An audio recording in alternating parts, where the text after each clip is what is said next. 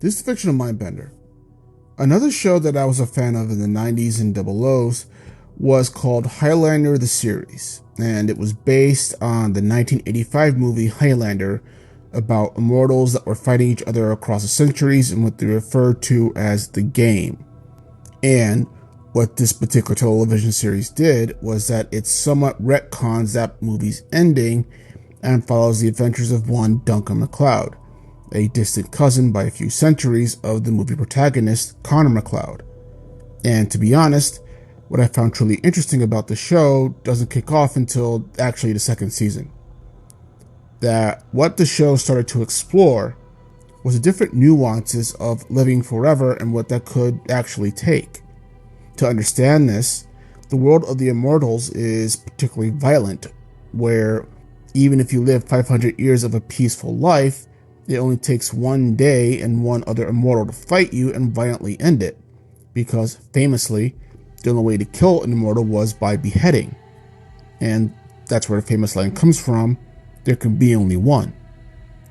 The series then explores what an immortal life looks like in the meantime though, through Duncan's friends and enemies, and friends turned enemies even.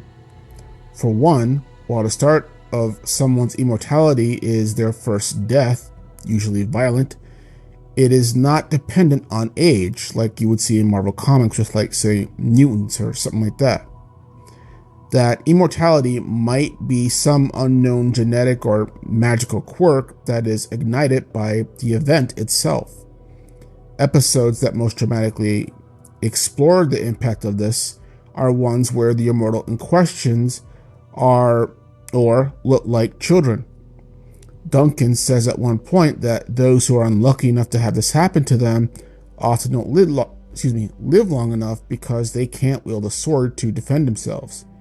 And by the internal compunction and rules of the shadowy world that the immortals live in, they're still fair game.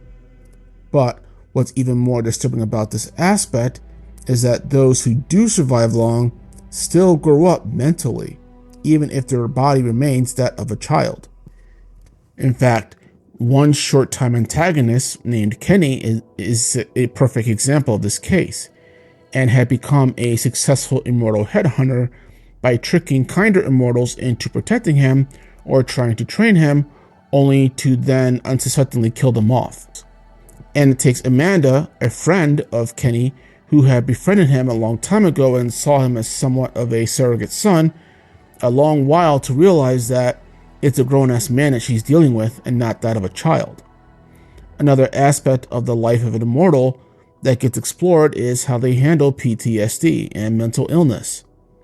This one is especially challenging because if the person experienced a traumatic event, say being burned at the stake, their immortality meant that they did not die, but the pain still remained. For some characters, this resulted in a kind of extreme insanity. Others with different traumas become even more violent than their lifestyle requires, or even more malicious at having the event happen to them in the first place. Mental illness experience becomes more extreme as well because one of the main issues with the issue in real life is the failure for people without it to not be able to comprehend what that person is going through. So try and imagine what that's like when you're someone that lives forever. The show tries and finds ways to express these issues. Some characters deal with it through photography, for example. Others, it comes out as multiple personality disorder. And what's worse for immortals with these conditions is that the rules of the game still do not change. Like child immortals, they too are still a game. And while some can defend themselves, others cannot. Moreover, they can't go to get help from a hospital or even an asylum because their existence is supposed to be kept secret for some reason, which they never clarify. The morality of the immortal world is just as nuanced too. While the compulsion to kill each other is ever present, or at least known that it's going to kick in at some point, many immortals can also still be friends or even lovers with each other. But rarely are these partnerships ever permanent, with the experience of being with one person forever, I guess, being too much for many of them to handle. Worst case, they may end up turning on each other, actually. And throughout the series' run, half of Duncan's kills were people that he knew or was friends with at some point. Again, because of the nature of the game, the line is extremely thin, and when it's crossed, there is no mercy. And perhaps the most well-known aspect of the immortal life is the ever-present loneliness, with immortals constantly seeking out companions, usually mortals. Some of which are aware that their partner is not going to age, and others are not. For those not in the know, their partner just up and leaves for some mysterious reason at some point without any kind of rhyme or reason.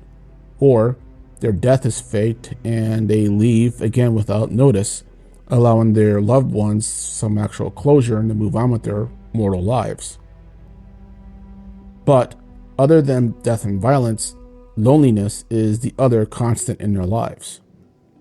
So essentially, Highlander the Series presents immortality as being almost like mortality, but being much more extreme in its circumstances and ramifications. And that the rules that apply to mortal societies do not apply to them because they live forever. And the only one rule that truly applies is there can be only one. But, having said that, have you seen the series at all? And if you did, what did you think of it? Did you think it was too much high fantasy and too much violence? Or did you find it as nuanced as I did? Let me know in the comments below, but otherwise, this is Fictional Mindbender, and you guys have a good day.